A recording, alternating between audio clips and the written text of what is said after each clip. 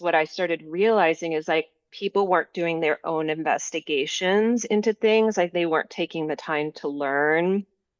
And I found that scary, but I also just found it really profoundly sad. Mm, I think it's so sad that we live in a country where we have the opportunity and access to so much incredible education, and we disregard it.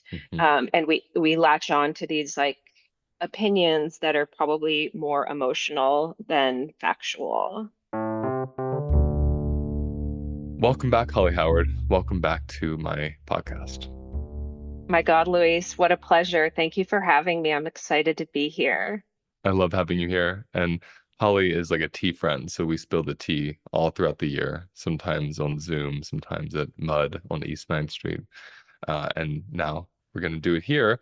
And the tea that we're spilling today is your course program. What do you like to call it? I call it a program. Program. Yeah. Beyond the feed. And it's so thrilling because it's all about how people can market and speak to their audience off of social media. And my first question about it for you is you developed that after you got off social media or before? I actually developed it before technically. So I ran it. Actually, now I actually have to think about this timeline. Maybe I'll just give context, Luis, that I left social media in September of 2020, or maybe it was the end of August, Mm. right around that time. So it's been 4 years now.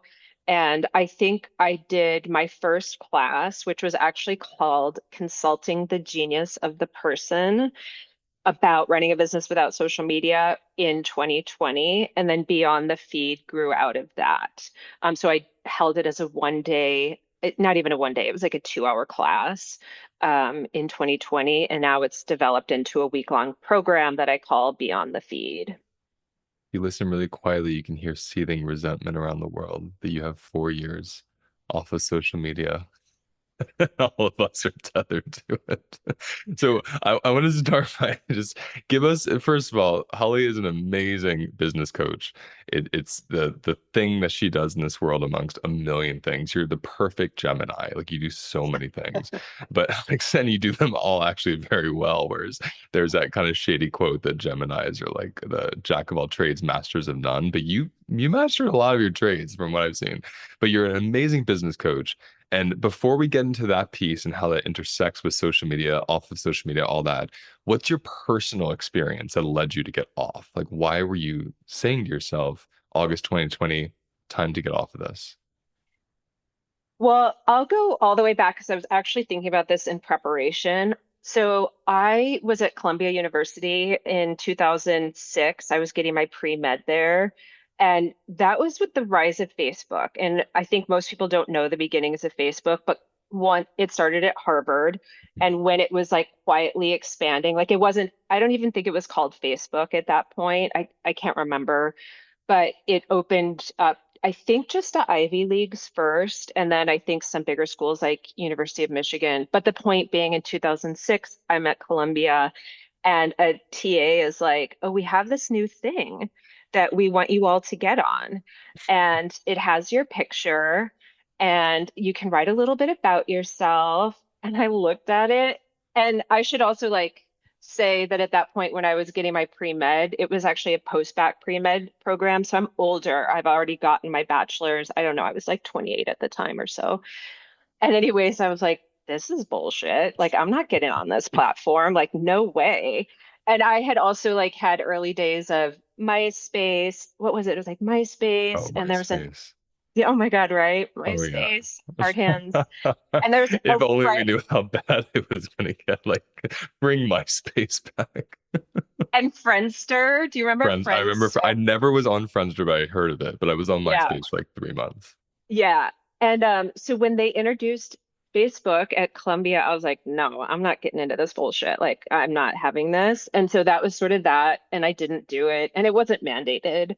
But they were sort of like looking at it as a way to sort of organize their classes, right? Like, that's why the TA introduced it. Fast forward, I launched my business in 2012, and at that point had never been on social media before, never got on Facebook. even once like the general public was invited, people were using it. But when I got on, or when I launched my company in 2012, I was like, oh, I guess I have to use this. Like, I guess I have to open these accounts. And so I opened like Instagram, Twitter, Facebook, and never really used any of them except for Instagram, I would say. Like Instagram in the early days, 2012, I did find fun and funny, like it was image sharing and it was fine. But I was always sort of a reluctant user. Like, Hmm. I love people. What I realize about myself is I love people, but I also don't need to know what they're doing all the I'm with you. time. I'm with you. Yep. And so, anyways, I fast forward to 2020, there's probably a lot between 2012 and 2028. But what really led me to leave the platform in 2020 was triggered by a few things. One, I watched The Social Dilemma, like probably everybody else has watched The Social Dilemma, and found it really disturbing, but not surprising, right? I think anybody that uses social media will watch that and say, like, yeah, totally. We're all aware of this. Um, but then I think two really big things happened. One, it was just watching, this is the pandemic, this is after George Floyd's murder, and just watching sort of like what social media had turned into.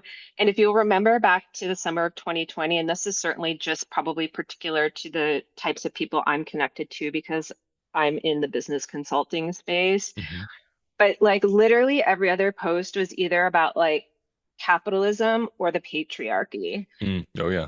And I remember just thinking like, and I would watch like what my clients were posting and my colleagues and really feeling like, oh, I'm sorry you think that way. I'm Mm. sorry that you believe this to be true. Because everything was the patriarchy's fault at that point Oh yeah. in 2020. Definitely. It might And still be if you were on social media. it's true. You don't know. I Yeah, don't yeah. No, know. but especially I'm 2020, it was hardcore. blissfully unaware. Yeah. And I just realized like I think it would be better if I didn't know this side of you. Like if I didn't see this side of you, what's unraveling on social media. And I did watch a lot of clients and colleagues and personal friends sort of like um lose stability, I would Mhm. say is maybe how I would describe that, and grew really concerned for them. And on social media, you can like mute people, you can unfriend them. And I suddenly was like, I don't think this is so social. Like, Mhm. I Mhm. don't think we're being social here per se. And the information that's being shared with me doesn't resonate in the sense that I'm concerned about the, how do I want to say, the like where it comes from, sort of like Mhm. where did this information come from? Mhm. Because I found so much about like what was posted about, let's say, capitalism or the patriarchy. I'm like, well, it's just not true. It's Mhm. like actually just not factual. And that really scared me that so much like not factual information was being passed around and people were latching onto it as if it were a truth. And then Yeah. also changing their behaviors based on that. And so I was like, I think this is not the space for me. And so I just left. And I like to say that I quit social media like I quit smoking. Like I just literally left it and was like, I'm done, like an Mm. overnight quitting kind of thing. Well, the first thing I want to say to all that is I love that when you're speaking about I don't want to see this side of you. Hmm. What fascinates me with that as well, because I've met people in person and have really powerful conversations with them that are so like expansive and Yeah. non-dual. And then I see their posts and it's like two different worlds. And I think what I see a lot on social media, especially when there's some kind of global or national conflict happening, is a lot of performative allyship and a lot of kind of regurgitation of a certain talking points that can be on the right side of history. So it's not even a sense of wisdom from their own lived experience or their own witnessing of something. It's just a repeat of one maybe really activated person's concept, and then it becomes this kind of internet movement, and that also is so just unappealing to me. And I find it fascinating because just like with celebrities, like you want to see their beautiful skill on the screen. I don't want to see all their human moments. That's so unfascinating to me. And so I wonder, especially in the business consulting arena, what is your take on people who aren't staying in their lane? Like if I'm a really good jewelry maker, and that's what I'm good at, like it's what I'm here to do, and that's what I do. And then I use social media to also talk about social justice or talk about the economy or war strategies that I know nothing about. Like, what's your personal take or even professional take on that kind of going off the script? Not that people aren't allowed to have opinions, but you know what I'm saying? That they're not just sticking to the thing that they're really here to do. They're kind of appropriating this other person's skill because they're trying to have some kind of a stance on something. How does it affect the Yeah. business or them? That's what I'm getting to. What I think is interesting about that question is first this foundational idea that we are multidimensional, right? So I can be really good at jewelry making and I can be really concerned about, national affairs and I can have an opinion. I think that word opinion is actually really interesting. And everybody has a right to their opinion, and that's beautiful that we live in America and that is a thing. What I think I witnessed, towards the end of my time on social media, and I believe is probably still true to this day, is that opinions turned into facts. And Yes. there wasn't a lot of questioning of those, I'll use the air quotes, facts. And I think that's so scary.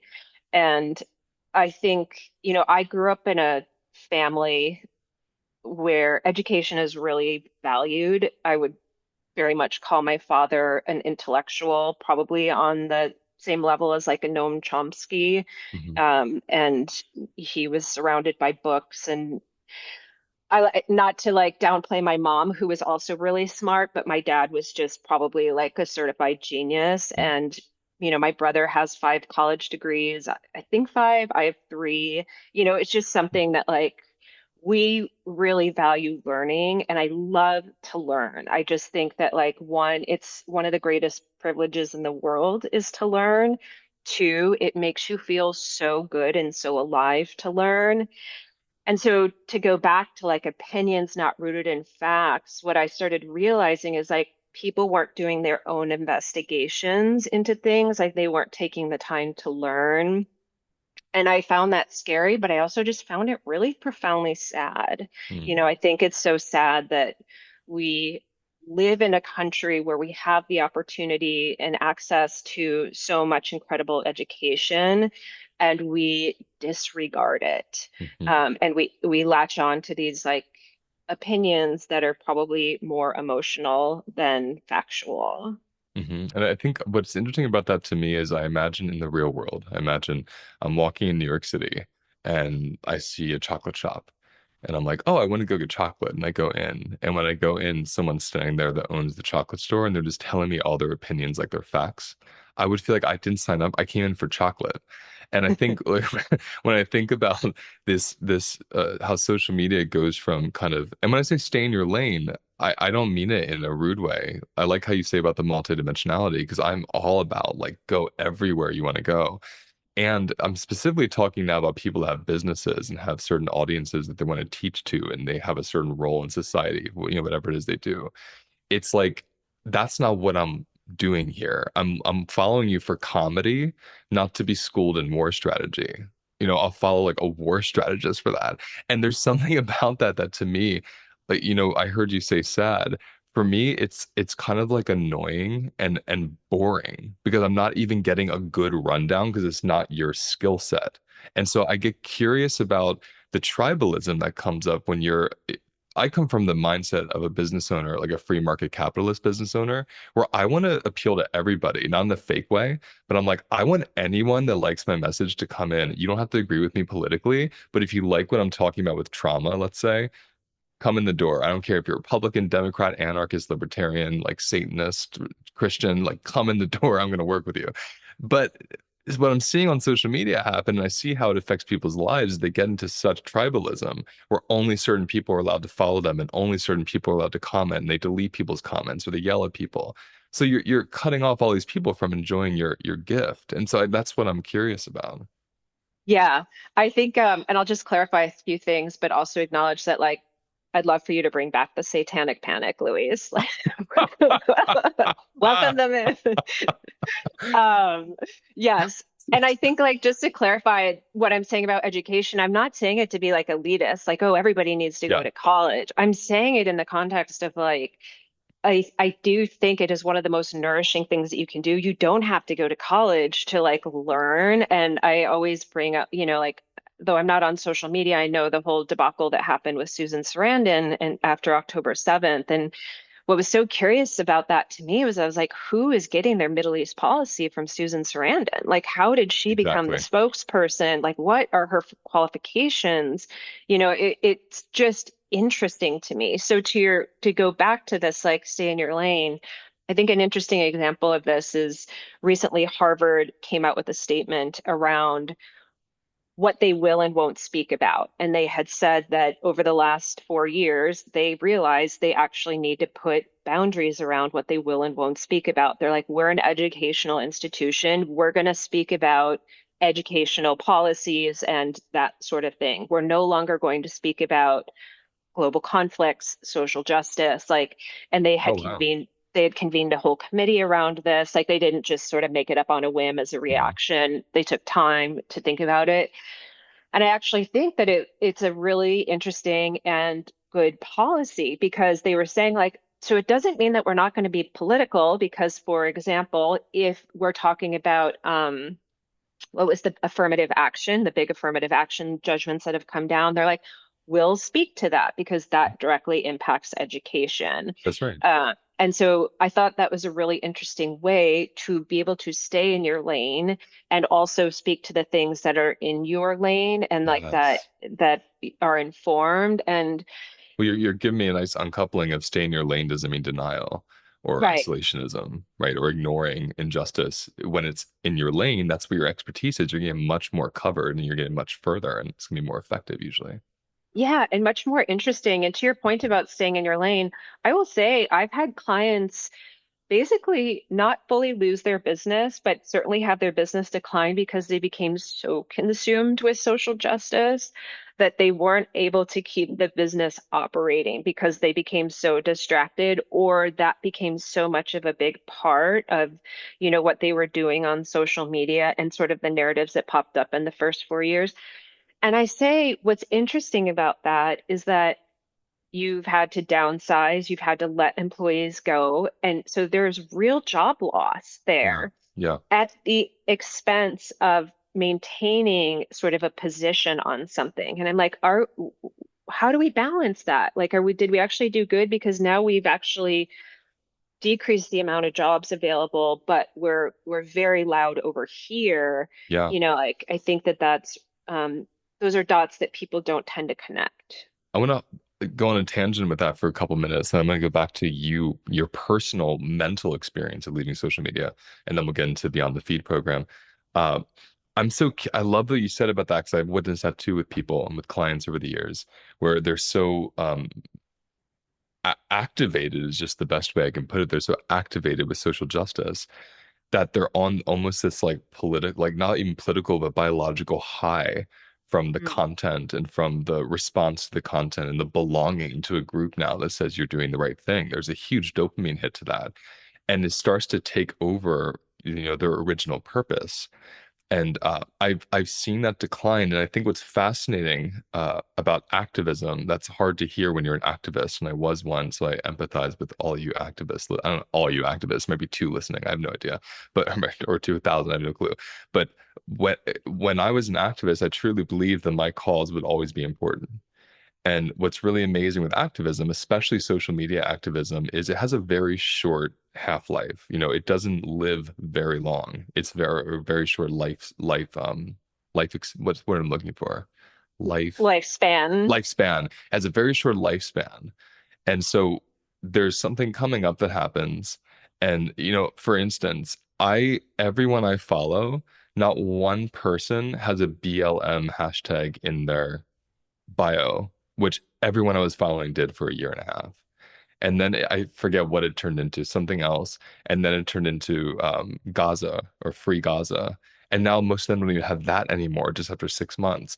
So it's these waves of issues which fundamentally I agree with and understand the emotion behind them and the desire to change them.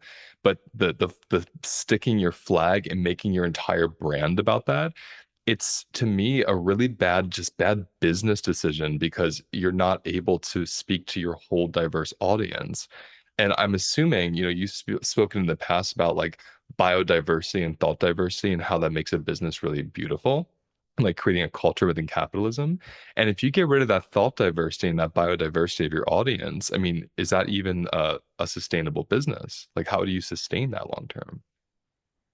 Yeah, I would say that it's not a sustainable business, and I can say that with 100% conviction just because I see in the back end of people's companies. So I analyze people's digital analytics, like what's going on their Oh, wow. website and their back end social media, where does business actually come from, all of these things, which is also one thing that motivated me to leave and to launch Beyond the Feed because I was seeing into everybody's data and I was like, this isn't really doing anything for people, or it's not doing what people thought it was, or it's not doing what it did 10 years ago. And you just said so many good things that I just quickly want to address. The one part about the thought diversity, though, is like that was certainly a motivator for me too. Like this whole idea about an algorithm feeds you more of like what you like. Hmm. I'm like, what a gross way to live, right? Like what a gross way to feed Gross. your mind is to Gross. only feed it more of the same. It's like we can't live on a monocropped diet. The earth can't survive in a monocropped farming. Like your mind also can't survive Mhm. if it's monocropped. And I watch the burnout happen. I watch it happen with entrepreneurs who get really into these causes. And again, it's not about ignoring, Mhm. but it is about understanding like the full ecosystem of what you need to nurture as an entrepreneur and where is your like what parts of the garden should you be watering Mhm. more than others, right? You don't water your garden all the same. some Mhm. some things need more water than others, and this idea of like endurance and sustainability just as a human being, to your point about these causes having a really short lifespan, like that I think is where a lot of actual burnout comes from. At least the entrepreneurs I work with that are burned out were very heavily invested in these as like the way to put yourself forward. Yeah, I had the exact experience with my clients, and I think it's just so I feel grateful to have witnessed it so I could Hmm. learn from it. It's never been my way to perform allyship or like go with the crowd. Like whenever the crowd is all one with something, even when it's something I initially loved, something in me gets like skeptical. Like, wait, why is everyone on this? What's the common denominator here? So I already had that in me, but when I saw so much decline, so much mental atrophy, so much exhaustion and hatred toward people's own family members as they got more divisive from these algorithmic, experiences and exposures. That on a somatic level, I couldn't just say anymore, this is, a mental social thing. It was becoming biological, and then it was Hmm. affecting their entire lives and how it played out in their lives. And I will just say to what I noticed starting at around the class I taught in 2021 was um, people were definitely more reactionary in like meetings or like email communications. Like you could see that reactionary um, energy from social media start to bleed out into different types of interactions. And I don't think that people have an awareness of like how it's impacting their mind. Like I'm amazed, and maybe this does exist, that is there no anthropologist studying social media and how it impacts the human race, and Hmm. I Hmm. think I think what's important, like I think about this a lot, that there are beautiful creators on social media. There are beautiful artists, that use it. I think when I talk about social media, I'm talking about sort of the technology itself and, Yes, people not necessarily understanding how it might be impacting them. that's right. Um, That's right. I And really believe people need like courses. Like I believe in schools, there needs to be mhm, like consistent training throughout the 12 years of grade school and elementary and such that they need to learn this is how I have to hold this. Like how to yeah, have critical thinking when you're going on there, who you're following, how to put it down and have breaks. It's an addictive substance, and there's no training on how to navigate it. And I think what makes it fascinating when you said, is there an anthropologist studying this? There are so many people studying it, and what makes the study so difficult is it's happening in real time to them while they're studying it. Whereas yeah, everything else we study is something that's either already happened and we're looking at fossils, or it's been 10,000 years, a tribe has been living this way, and we go sit with them and learn about it. So there's all this history, whereas yeah, it's in real time. And I yeah, I listened to this brilliant piece on the Honestly podcast. I have to link it in the episode details. Is this man that does exactly what you're saying. It's like his life's work is to study the effects of social media. And yeah. he discovered two things that mental health issues with children, adolescents in particular, like skyrocketed. I want to say in 2008. I think that was the year he said. But what it correlated with was when this certain camera was Mm, built into the new iPhone, yeah. and it had to do like FaceTime and seeing yourself and making selfies and like talking on social media. And not something about that, I'm sure we could deduce why, but that was the main cause of this huge mental health spike in adolescence that didn't even exist when smartphones were there a year before. Hey, my friends. I created a space that is affordable, accessible, and anyone is allowed to join anytime, and it's called the Library Membership. The Library Membership is an online private platform that hosts dozens of my webinars, my somatic practices, private mini lectures, and movement practices. There's also a monthly sound healing, and you'll be invited to a weekly Tuesday live mini practice with me and other participants. You'll also be invited to be a live audience member in our monthly HLN team podcast recordings, where you'll take place in the Q&A that happens off air after the episode is filmed. For more information on this membership, click on the link below or go to holisticlifenavigation.com and click on membership and then library. You can join right now, and you can cancel or pause your subscription at any time. I look forward to seeing you in there. So he's been looking at that. And then he's also been looking at the average teenager gets 200 notifications a day, meaning 200 interruptions a day. And I think that when I grew up with severe ADHD, it was really hard for me to learn in school. I was always failing. I had a learning disability, and I didn't have anything like that. And I Yeah. can't imagine if I had this little thing attached to me that was dinging every 30 seconds, 200 times a day. So I'm saying all that to like lead up to, how did you notice your body and mind changing when you got off social media? What happened for you? I think what I noticed, I think what happened at the beginning of the pandemic was I started reflecting, I think like everybody did, just a lot on life and how we spend our time. My dad had died like a year before this. And at the end, it was kind of brutal. He was really sick. He had cancer, and he would just like lay in his bed in a dark room. And my mom would be like, "What are you doing?" And he would be like, thinking about life. And like you could just tell he had a lot of regrets in life. Mm-hmm. And I just like that was a huge lesson for me that I was like, you never get your time back, right? You never get your time back. And how you spend your days is how you spend your life. And it up and like to the point where I left, I just kept being like, is this how I want to spend my time? Like checking on these things, liking these things, consuming these things. And I really thought back to the 90s. I thought about the time like I came of age in the 90s. Like I have this one particular image that just sort of sits in my head as like an ideal day where it was, I can't remember what year of high school, but it was a Friday. We had a half day.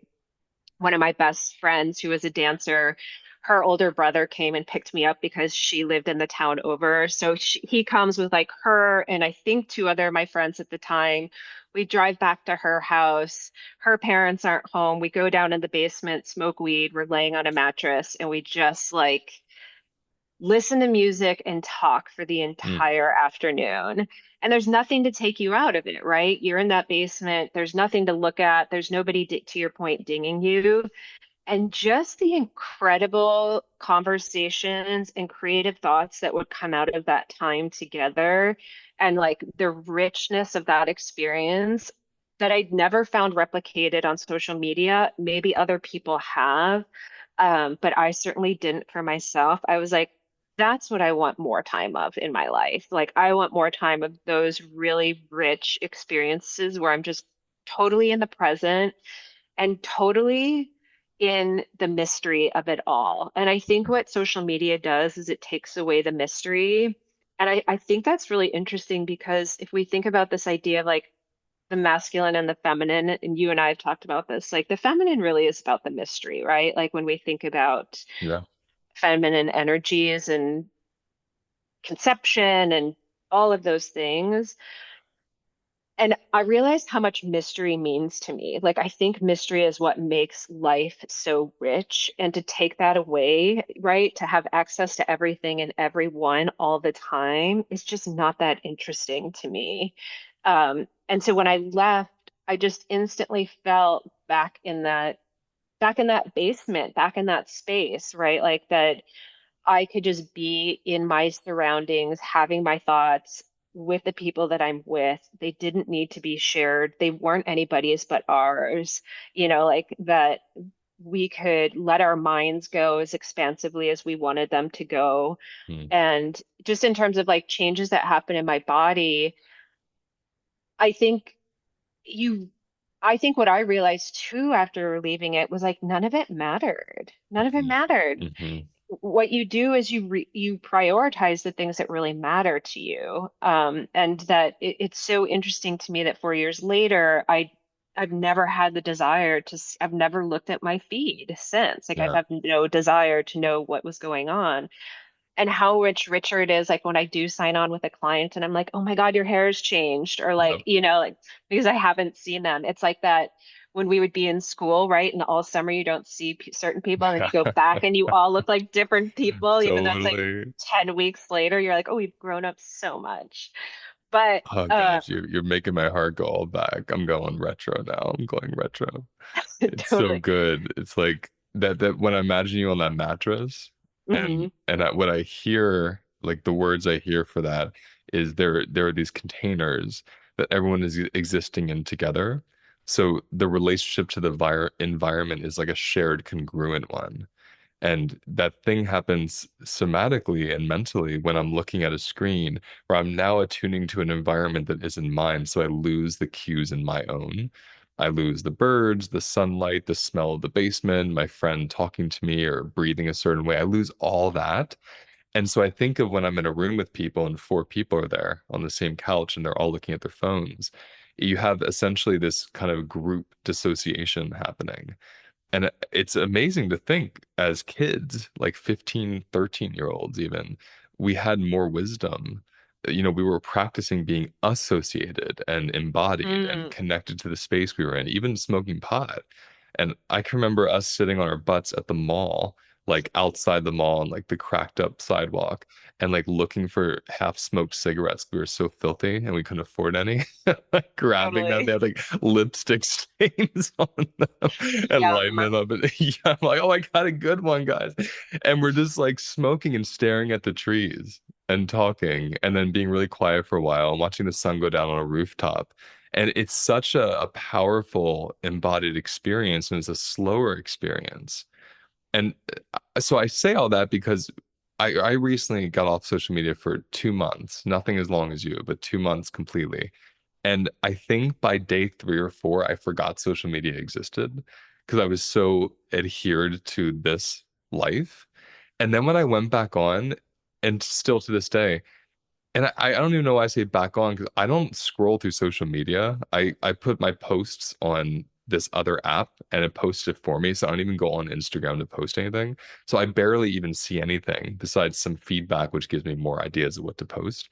But when I would see someone's post for a second, I would laugh and I would think, oh, people are still doing this. Like it felt Yeah. so outdated. Do you have that feeling when you hear people talking about it?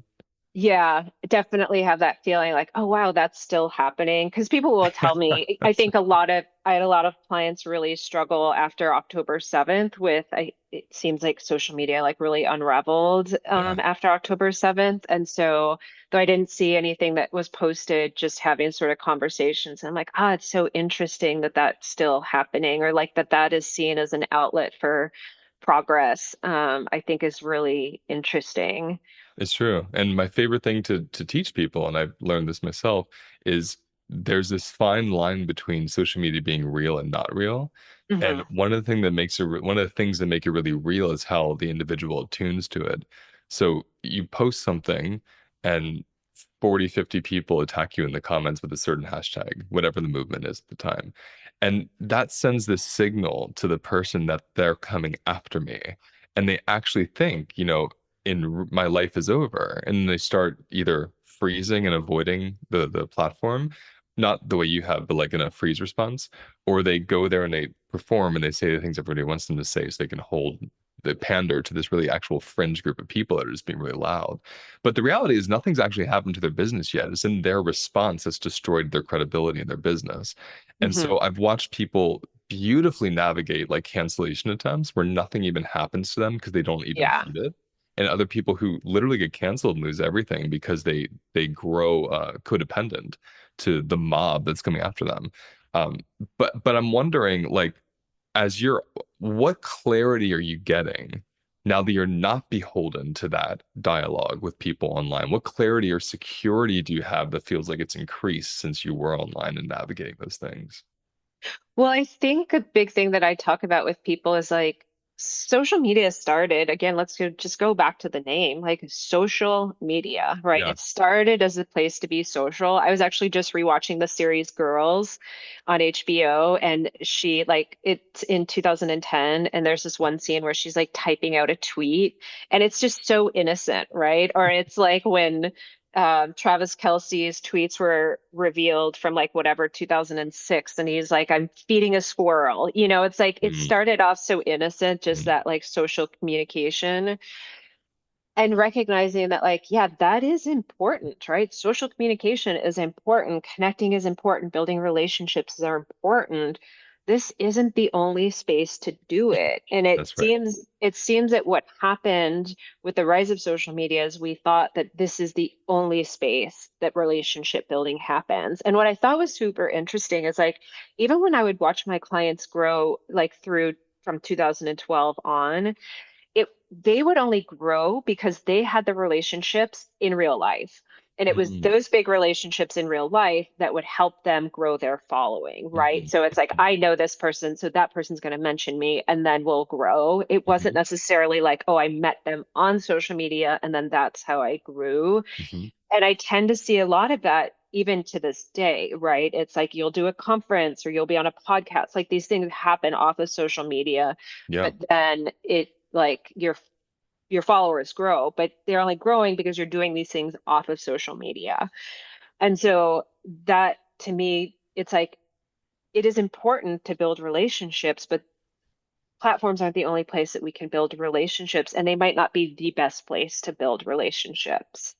Yeah, it's making me think of something I heard you say on your podcast a while back, which is you really teach people to know which container to use for what.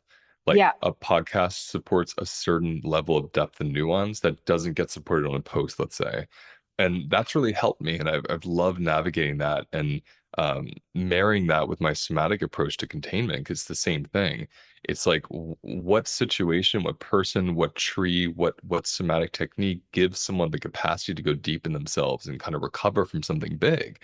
I see it the same way. And that's why for me, Instagram has such a clear purpose for me.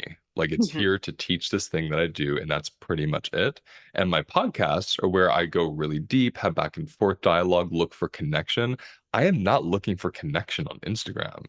And so it's fascinating when I hear you say that people are thinking of that, especially with their audience. It feels like such a bad boundary as a business person to want like again to get an attachment need met from people that are following you.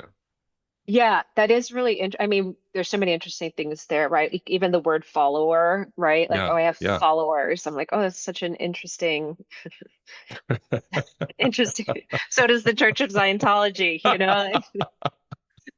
I was just thinking that. I'm like, I wonder why they used a cult phrase for that. So that even is an interesting word, like what are the dynamics? I also thought what was so fascinating about social media, and I think that it's gotten worse over the last 4 years, is it's basically an advertising platform now. It's like Absolutely. it's Absolutely. so much. And I think back, just to take it back to like the 80s and 90s, is like when advertising happened on television. What did you do when a commercial break came on? Walked away. You walked away. You Got a left the snack. room. You got a Went to the snack. bathroom. You got dad cigarettes. You got a Diet Coke. Like that's what you did during a commercial That's break. right.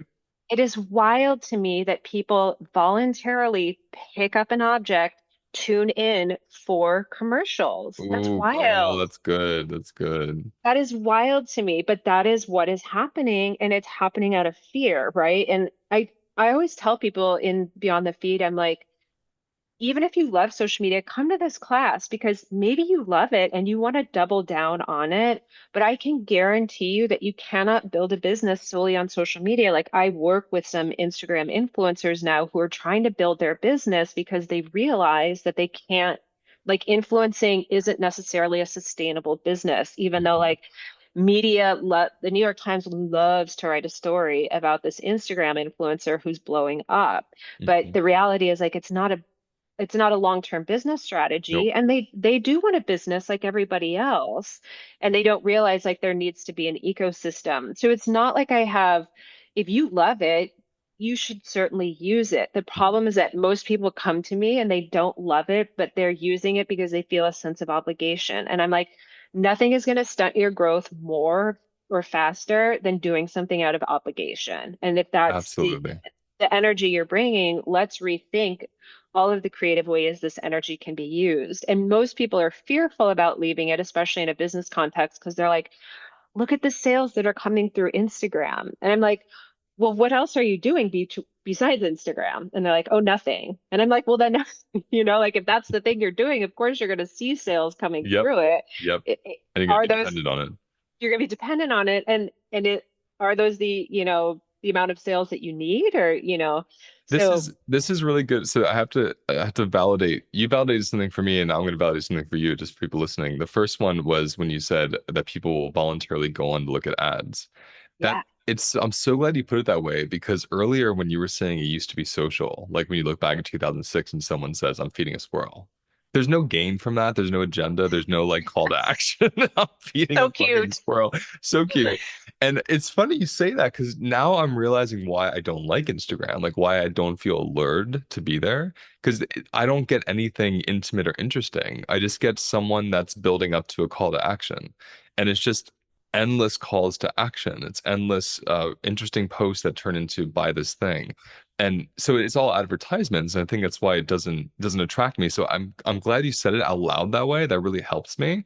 And feels so good. And I wanted to say to you, you're spot on about Instagram success doesn't equal actual success if that's all you're doing. And I'm saying that because the amount of people I've met over the years that have huge followings on Instagram and know so well like how to do Instagram can barely last 20 minutes on a stage. Like they can barely hold a 90-minute webinar full of people and know how to hold the audience. It's a whole different skill. The only reason I have any success that intersects with Instagram is because I have so many years of in-person work under my belt before I even touched social media. I was late to the game.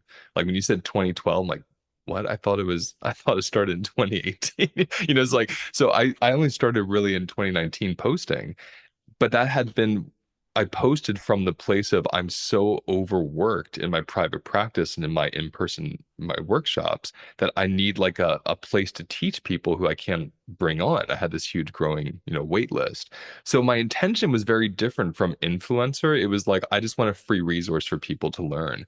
So there wasn't any grabbiness, there wasn't any trying to get attention, there wasn't any attachment needs being met. And I think it's a rare thing for me and maybe a handful of others, but I just wanted to validate for people listening because I've met so many of these people over the years who I've seen on Instagram. I'm like, they must be fucking like dynamite to learn Right. from. Oh, And absolutely. it's two different worlds. So you do have to develop your actual person self in the physical with physical people, right? Totally. And that's what I was talking to a colleague, and he was like, what's so good about your work is that you teach people the fundamentals of these things. Like Beyond the Feed is really about the fundamentals of marketing in a way that we don't talk about anymore and that are still so necessary because you can have the largest followings, but I guarantee so many people aren't making the revenue that they want to make or living the life that they want to live. And then you're just sort of like, what's the point? And we've skipped the fundamentals, thinking that social media is sort of this magic bullet, for That's us right. to create something in the world. And the media loves a narrative like that, right? Like I said, the New York Times will Yes. love to write about the 93-year-old influencer on TikTok who, and it's clickbait. It is, and it's so true because I've literally had people email me and reach out to me, people I really respect, colleagues saying, how are you doing it? Like I Mhm. have twice the following as you. I spend all my time making content. I'm making nothing in return for it. Like I can barely pay the bills. And I'm shocked because I think they have this whole world behind it, but it is their world. Where Yes. Instagram for me is literally the maraschino cherry on top of this like amazing Mm. giant sundae I've been crafting for like 2 decades. So to me, it's like that insignificant, but like fun and tasty, you know? But Yeah. it's not, my life doesn't hit, my business doesn't even hinge on it. And Yeah. so I want to move into Beyond the Feed a moment just to really kind of spotlight that because it is so revolutionary. I don't know anyone else doing it. How long is it? How long is that? Like, give me the logistics. How does it work? Yeah. So Beyond the Feed is a week-long class. So it's Monday through Friday, and it's 12 p.m. Eastern till about 5 p.m. Eastern. It's always the last week in September. All the information is on my website, the schedule.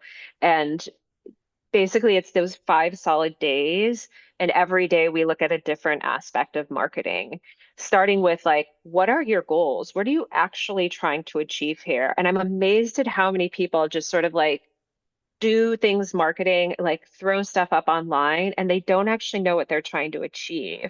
Hmm. And usually in our mind, and I think this is very connected to social media, we're just thinking like more, more, more. Yeah, But to your yeah, point about running actually a successful business, is it's like, well, what if that more isn't actually converting into business? that's That's right. a whole other problem than just getting more. We have no conversion, so we have to solve this problem. So it's really helping people understand like there's more than one goal when it comes to marketing, and them knowing like all the different types of marketing goals they actually need to be setting. Again, even if they love using social media. Mhm. And then we talk about the next day, we talk about who are you really trying to connect to? And this is where social media comes in. Like, is this the best place to connect to them? What type of mind space are they in on this platform? How do they use it? Mhm. Are they actually here? Are they in different places? Where are all the places these people are? Who are they? And I'm amazed at how little people actually know about their customer, Yeah. because in the age of like digital marketing, we become so transactional, um, that we have forgotten that marketing and sales and engaging in commerce is actually transformational. It shouldn't be transactional. Hmm. So really helping people with the who, then we get into the what, like what are we saying here? And again, sort of to your point, social media always being about this like final call to action and like trying to get something. Yeah. People are so misled actually on like what type of information people actually need to hear to want to engage with you in, whatever it is that you're offering. Hmm. So going through that. And then finally, the fourth day is this idea of amplification. So we're amplifying the um, everything that we've just laid out. How do we actually amplify that in the world? Social media is certainly one way to amplify what you're doing, but then you realize, like, oh my God, there's dozens of other ways to be amplifying what I'm doing.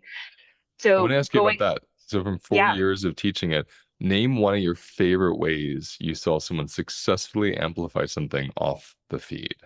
One of your favorite creative approaches that no one would think to do because of social media. yeah. I would say, I mean, I think there's a few. there's a few things that I could call out in this sense. I think one way, there's a candle company called Keep Candles. Shout out to Keep Candles.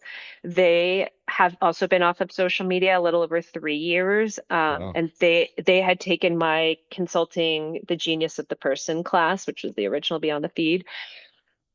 They are have a super engaged audience through their newsletter. So they don't use social media, but the way that Harry, the founder, talks to his audience through his newsletter, I think is so beautiful and so rich. And it's so, the audience is so engaged that that's been one of my favorite things to watch, just how they're that um, outlet for them had to transform and really be the place of building community and how he ended up doing that.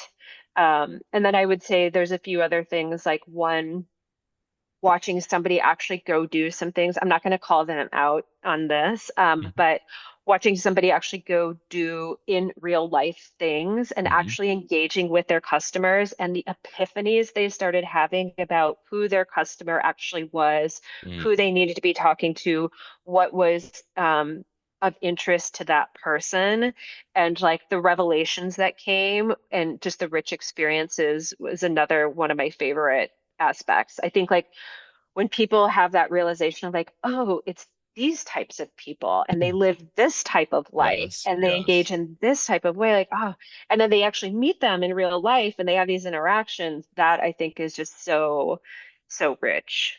I'm getting so much personal validation from this I almost called it a session, from this episode, this conversation. Especially that last part there, they did all this stuff in person and learned about their customer, their client base. Because I think back to my years, especially when I met you when I was working at the health food store. And I could have made so much more money for many, many years, but I chose to work for $10 an hour at a health food store for like 4 years and do nutrition out of there. So it was like clinic. So anyone could walk in, take my time while I was stocking vitamins on the shelf, and give them like fucking bomb information, for free. Or they could hire me if they just wanted me to focus on them. And even then, my rate was like $30 or something. It was crazy. So Yeah. for $30 for I think we were half an hour, $45 for an hour. I mean, you couldn't compete with it. But I remember all these coaches coming in and saying to me, um, hey, I just graduated from coaching school. I charge $150 an hour. Like, I need help getting clients. Can you tell your customers about me? And I always thought it was so fascinating. Like, why can't they get customers? And then after what you're saying, I realized I was kind of like doing field research, like Yeah. on the streets with my customer base for like a decade before I even went into private practice and even made a business out of it. So there was so much information about what truly works, what language to use, what this demographic needs, what this demographic needs. And I wasn't doing it from that lens. It was just like a natural relational thing that happened. I was relating to the base.